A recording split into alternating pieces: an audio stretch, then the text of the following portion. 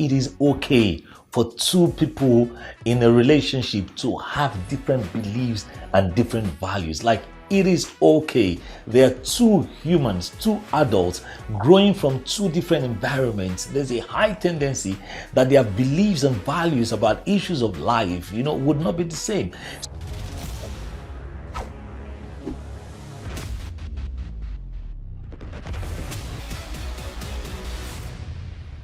Hello everyone, and welcome back to our channel. I hope you saw the last video, you learned from it, and I hope you're practicalizing everything that I taught in that video. So if you have not, please go back and check on it. Today we're going to be talking about something that affects a lot of people in one way or the other, and it is argument between spouses. Argument, yes, whether married spouses or unmarried spouses. Because I teach emotional intelligence, a lot of people will usually ask me, Enahoro, do you argue with your wife? And I say to them, it depends on the intensity of the argument that you're referring to.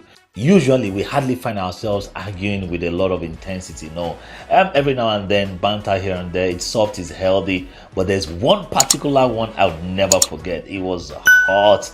It was in the car, and we were back and forth. Pa pa pa pa pa pa pa pa. Just looking back at it right now, I wish we recorded it and we just sit down to watch it from time to time, because it's all funny to me right now. But generally, no, we hardly have heated arguments that are unhealthy. It's important to know that arguments as a result of misunderstanding between two people, it could also be because of differences in perspectives, preferences, and prejudices. And it is normal, right? Normal in the sense that as couples, as spouses, you would have these differences every now and then, and you would have to argue about it. And this is because, spouses are two grown adults, right? This would happen from time to time so that a decision would be reached and then they can move on with their life. Now, what is normal can be healthy and it can be unhealthy. It is healthy when this continuous communication is done with respect, when there's the desire to understand each other's perspective and there's no goal for one person to win the argument. And they do all of this so that they are able to reach a compromise for each other. But if the communication is plagued with stonewalling, insulting, yelling, one person's voice dominating the other person's voice, a situation where we're bringing up past issues, blame game, and overgeneralizing the situation, then it has become unhealthy. When arguments are healthy, it fosters good teamwork and relationship between spouses. It helps them to understand each other and then they grow together. But when it is unhealthy, it leads to continuous conflict and, of course, destruction in the relationship. Now, let's go deep into why spouses argue. And I will be sharing some emotional intelligence tips that can help you foster communication in times of argument and help you manage unhealthy arguments so that they can become healthy and it can help spouses to grow together. Number one, couples get into argument because of communication issues, and expectations would be the major culprit in this situation. Now, when couples have expectations and they don't communicate with each other, their expectations would end up clashing and then it would lead to arguments. If they don't manage it well, it would lead to unhealthy arguments, which is not good for the relationship. One person might enjoy spending quality time together with their partner, and the other could prefer to spend personal time and enjoy personal hobbies. If they don't communicate with each other and create a good understanding for each other, there will be expectation on either side, and without communicating, they would be clashing continuously. It is crucial for spouses to communicate their thoughts, feelings, and expectations to each other so that there will be clarity and they will be able to manage each other. The communication should not be after one person has done something and so that you're communicating for the person to feel that they are underperforming in the relationship or they're not meeting your expectation. The communication should be proactive in advance so that both parties will understand each other. So while this communication is going on, it is important for the other spouse to practice active listening. Active listening is an interesting concept, because I'm a life coach, I have to listen to people. And it's such a beautiful thing when you push everything aside in your mind and just give attention and listen to that person. And so while one spouse is expressing their thoughts and feelings and expectations of how they should spend time with each other, for example, the other spouse should practice active listening. And empathy becomes very important in this situation. Empathy demands that you are non-judgmental, that you are open, and that you listen to the other person's thoughts and feelings and then respond appropriately. When expressing in this kind of situation, it is important to use the I statement and say, I feel sad because we don't spend time together, or I feel sad because you are not able to spend time with me. Do not generalize and say you never spend time with me. When you do that, it becomes attack. It becomes judgmental. But when you use the I statement, you are owning your feeling, but you're also sharing with the person why you feel that feeling. That understanding will help the spouse to grow together. The challenge with tips like this is that people hear and people don't intentionally go to practice them. And so if you're in a situation where communication and expectation is leading to argument with your spouse in your relationship, it is important to just take a pause and decide that you would practice the few tips I just shared and enjoy. It will help your relationship to grow. Another important reason why spouses get into arguments is the inability to understand the difference in their beliefs and values and look for a point of compromise. And the first thing to know here is that it is okay for two people in a relationship to have different beliefs and different values. Like, it is okay. They are two humans, two adults growing from two different environments. There's a high tendency that their beliefs and values about issues of life, would not be the same. So the first thing you need to know in order to avoid unnecessary argument and heated argument is that it is okay to have divergence in beliefs and values. And these beliefs can be conceptual. For example, how to be motivated, how to get things done, how to parent a child, to mundane things like how to arrange the house, how to put the shelf there and the chairs there. It could be anything. The more you understand the beliefs and values of the other person, the more you have insight and understanding. In emotional intelligence, we call that self-knowledge.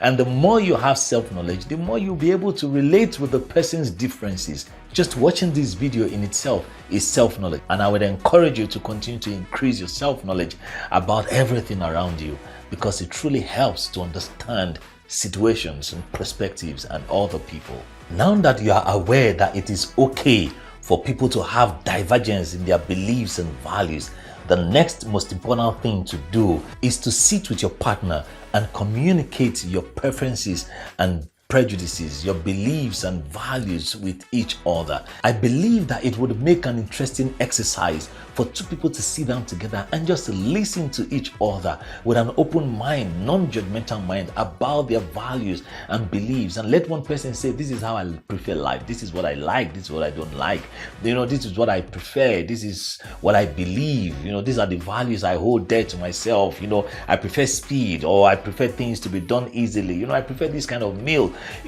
That's a very sweet conversation. And when spouses don't have such conversations, they won't be able to understand each other. So if you've not done that kind of exercise with your spouse, I think you should go try it and enjoy listening to each other and recognizing each person's beliefs and values and preferences and prejudices.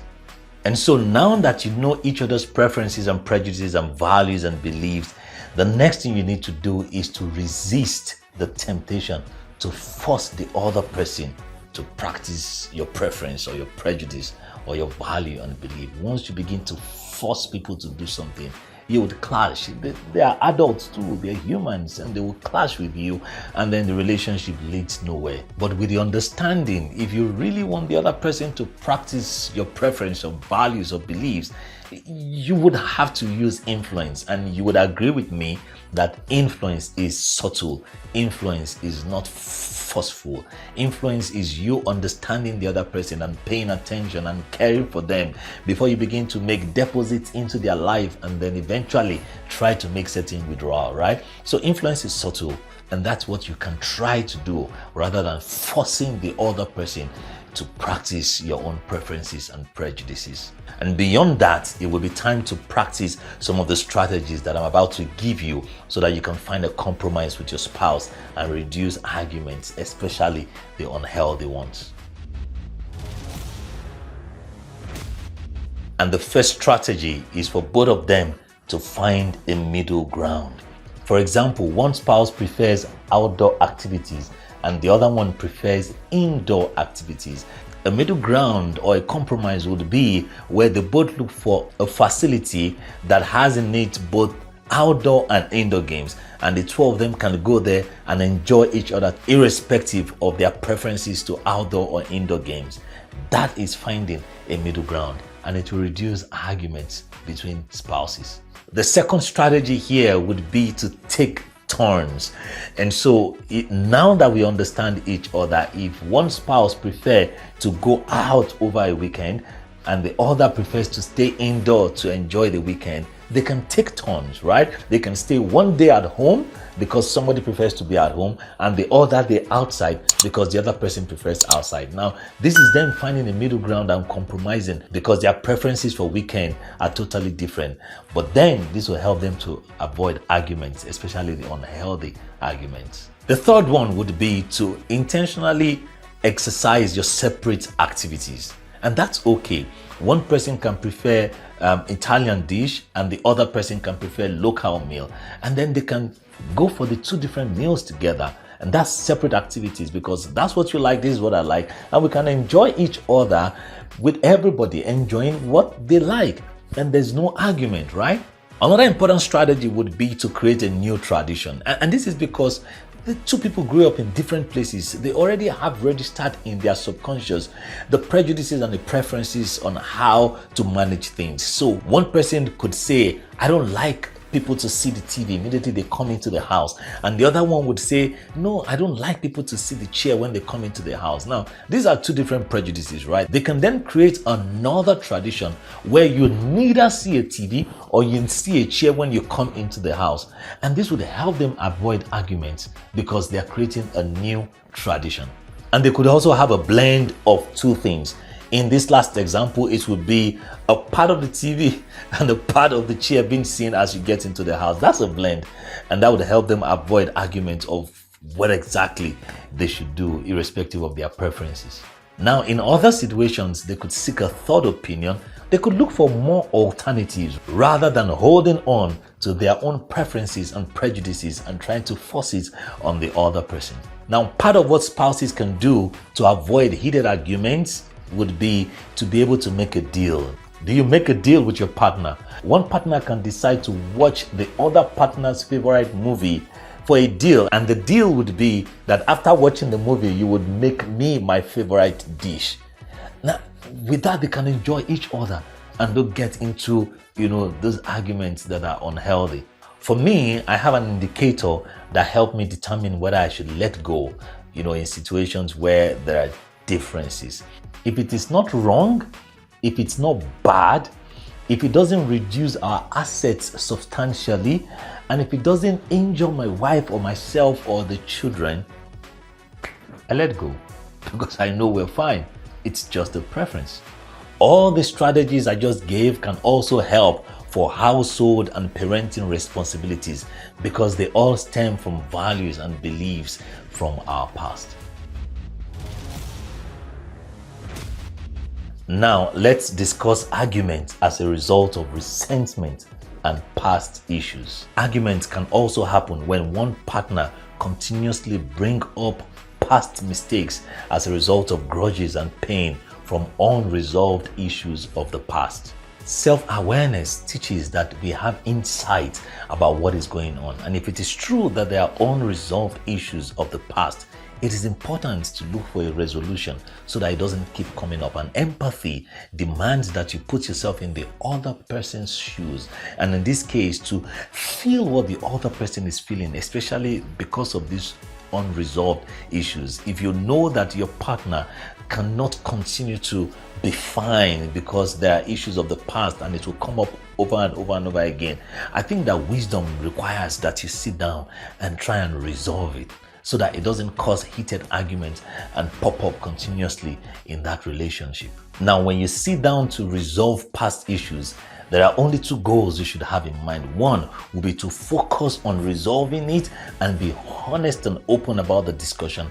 And the second would be to forgive the other person and let go of past mistakes. This is crucial because if you don't, you'll keep coming back to it. The last one would be control and power dynamics. This is also a very big one that causes arguments, especially unhealthy arguments between spouses. It is common for one partner to think that the other partner is the one constantly making decisions and taking responsibilities for action while one person is just sitting in. No partner should think that they actually have more power than the other partner in a relationship. No, it is not right. You should wake up to the reality that you're both adults and you're both humans. And what both of you should do with this reality is to identify the strengths that each person is carrying and play to the strength continuously. And of course, identify the weaknesses and look for how to help each other with the weaknesses that everyone sustains. And let me quickly say to the men, don't try to wield your power because you're a man over the female, in a relationship. If they are aware and have courage, it would lead to continuous disagreements. And I'm sure that's not the goal that you want for that relationship. Mutual respect and both partners willing to work together as a team should be the goal in any relationship. And that should be the guide and the most important guide when there are banters and when there are disagreements, such that even if you argue, it is a simple banter, it is an understanding one, and then at the end of such arguments, you know each other the more and you've enjoyed the communication, rather than an unhealthy one that leads to disagreement continuously and that breaks the relationship. So why do spouses argue? That is not the issue. The issue is, are their arguments healthy or unhealthy? I hope that you've learned some important strategies and nudges from this video that would help you have good arguments with your spouse. And like they say, you guys should live happily ever after.